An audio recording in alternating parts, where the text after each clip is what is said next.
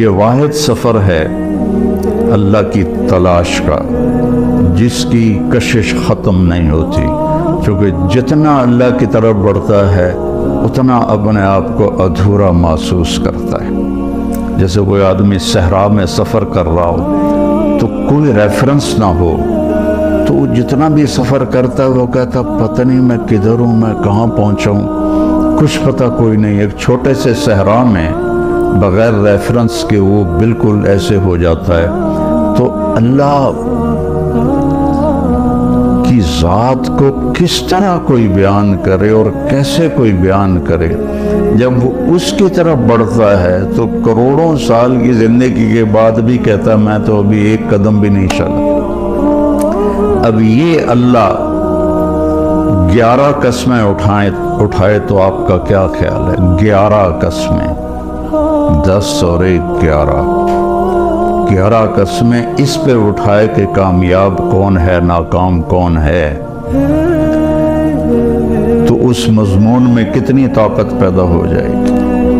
والشمس والضحاها 2، والقمر اذا تلاها 3، والنہار اذا جلاها 4، واللیل اذا یغشاها 5، والسماء وما بناها 6 اور 7، والارض وما طحاها 7 اور 8، ونفس وما سواها یہ 9 اور 10 اور 11، فألہمها فجورها وتقواها قد افلح من زکاها وقد خاب من دساها۔ میرے بندے مجھے سورج والشمس، سورج کی قسم اور سورج کی روشنی کی قسم 2، مجھے چاند کی قسم والقمر اذا تلاها، مجھے دن کی قسم اذا جلاها، مجھے رات کی قسم اذا یغشاها، مجھے آسمان کی قسم اور آسمان کے رب کی قسم، یہاں اپنے آپ کو لے کر آئے، مجھے زمین کی قسم اور زمین کے رب کی قسم، مجھے تیری جان کی قسم، تیری جان کے بنانے والے رب کی قسم۔ یہ 11 قسموں کے بعد کہتا ہے اپنے آپ کو ٹھیک کر لے تو کامیاب ہے، اور اپنے آپ کو تو نے غفلت میں ڈال دیا تو ناکام ہے۔ تیری کامیابی بھی تیرے اندر ہے تو تیری ناکامی بھی تیرے اندر ہے، باہر سے اس کا تعلق ہی کوئی نہیں ہے۔ ہماری وہاں کی سرائکی کا شعر ہے، دل دریا سمندروں ڈوگے کون دلاندیاں جانے ہو، وچے بیڑے وچے جھیڑے وچے ونج مہانے ہو، کہ ساری کامیابیاں ناکامیاں تمہارے اندر ہیں، باہر کچھ بھی نہیں ہے۔ 11 قسمیں اللہ اٹھائے۔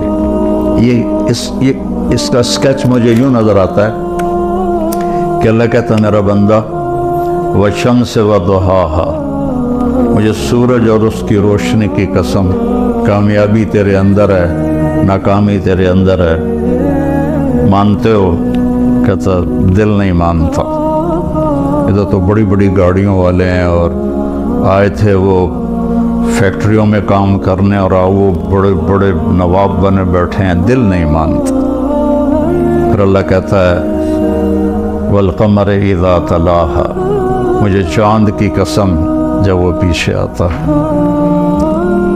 کامیابی تیرے اندر ہے، ناکامی تیرے اندر ہے۔ سمجھ میں آئی یہ بات؟ کہتا نہیں آئی۔ تو پھر اللہ قسم اٹھاتا ہے واللیل اذا یغشاها، مجھے رات کی قسم جو چھا جاتی ہے، کامیابی تیرے اندر ہے، ناکامی تیرے اندر ہے، اب مانتے ہو کہ نہیں مانتے؟ پھر اللہ کہتا ہے والنہار اذا جلاها، مجھے دن کی قسم اور اس کی روشنی کی قسم، کامیابی تیرے اندر ہے، ناکامی تیرے اندر ہے، مانتے ہو؟ کہتا دل نہیں مانتا۔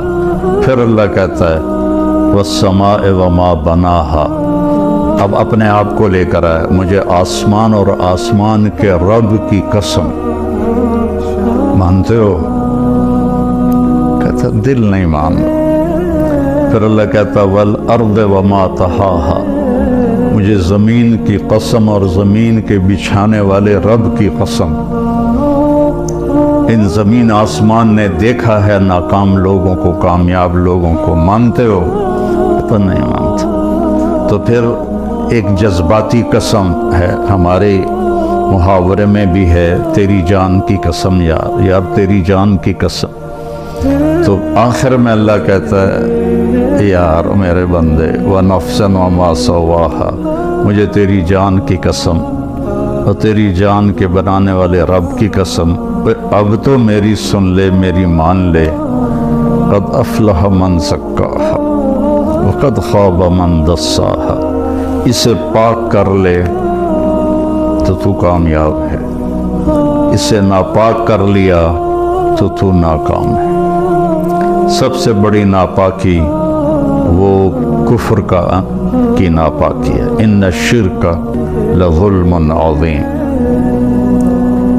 والکافرون هم الظالمون، اللہ کا انکار کرنے والے وہ سب سے بڑے ظالم ہیں، اور سب سے بڑی یہ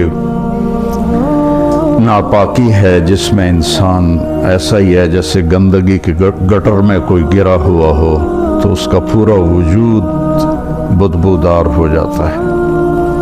اور قد افلح من زکاہا، اور جو اس کو پاک کرتا ہے، اور دوسری جگہ اللہ تعالی نے فرمایا قد افلح من تزکا وذکر اسم ربہ فصلی، ایمان کے بعد جو چیز انسان کو پاک کرتی ہے وہ نماز ہے۔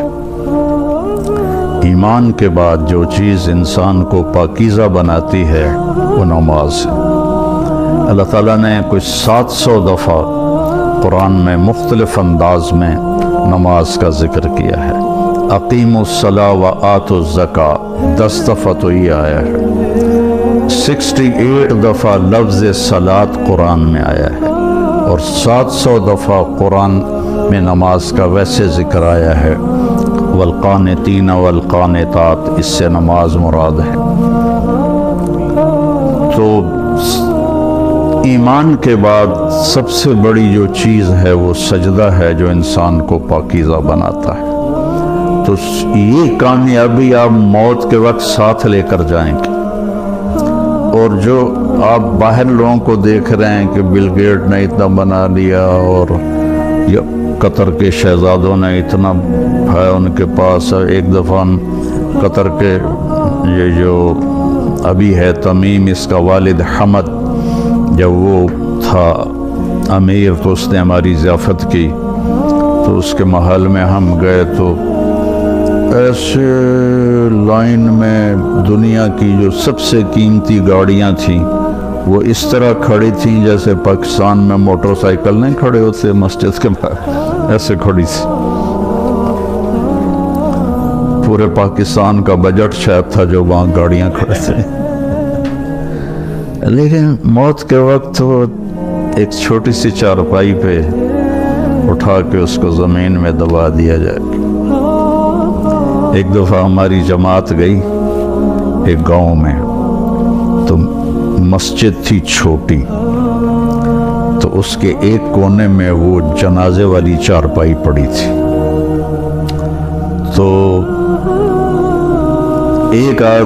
ایک ساتھی کو لازمی اس پہ سونا تھا چونکہ جگہ تنگ تھی، اور سردیوں کے دن تھے، یہ بھی نہیں باہر سو جائیں، تو کوئی بھی نہیں سو رہا۔ تو میں نے کہا میں سوتا ہوں۔ میں نے بڑی دلیری دکھائی، میں سو گیا، مجھے ساری رات نیند نہیں آئی۔ میں کہا ہونے آیا اسرائیل، ہونے آیا اسرائیل، ساری رات میں جاگتا رہا، یہ نیند نہیں ہے۔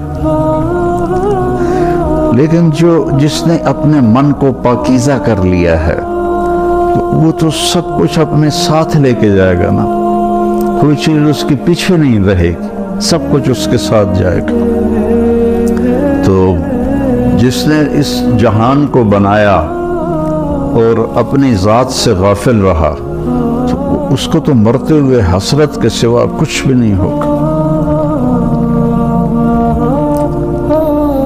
تو میرے اللہ نے مردوں اور عورتوں کے لیے ایک ہی پیمانہ بنایا ہے کامیابی کا، مالدار کے لیے، غریب کے لیے، امیر کے لیے، کہ اس سر سے لے کر پاؤں تک اپنے وجود کو اللہ کی مرضی میں ڈھال دے۔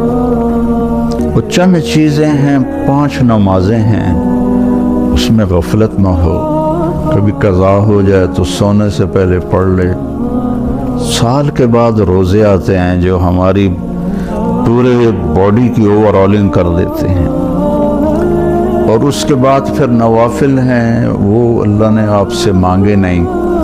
ٹوٹل جو اللہ نے ہم سے حساب لینا ہے وہ 17 رکعات ہیں، جو فرض کی 17 رکعات ہیں، 2 فجر کے، 4 ظہر کے، 4 عصر کے، 3 مغرب کے اور 4 عشاء کے۔ ان 17 رکعات کا حساب ہے۔ باقی ہے اضافہ، کہ جب کسی کی نماز قیامت کے دن تھوڑی ہو جائے گی تو اللہ فرمائے گا دیکھو نفل ہیں، تو وہ نفل ہوں گے تو اس سے وہ کمی اس کی وہ پوری کر دی جائے گی۔ تو اس لیے میرے نبی نے 12 نوافل مستقل ساری زندگی پڑھے، سفر کے علاوہ گھر پر، جن کو ہم سنت موقدہ کہتے ہیں، اور ایک آپ نے اشراق کے 2 نفل ساری زندگی پڑھے، اور ایک تہجد آپ نے ساری زندگی پڑھی، اور 11 رکعات۔ اپنی امت پہ مشقت کو نہیں ڈالا، 11 رکعات۔ عبادت کی کثرت مطلوب نہیں ہے، اچھے اخلاق اور لوگوں کی خدمت و محبت اور ان کے لیے خیر خواہی یہ مطلوب ہے۔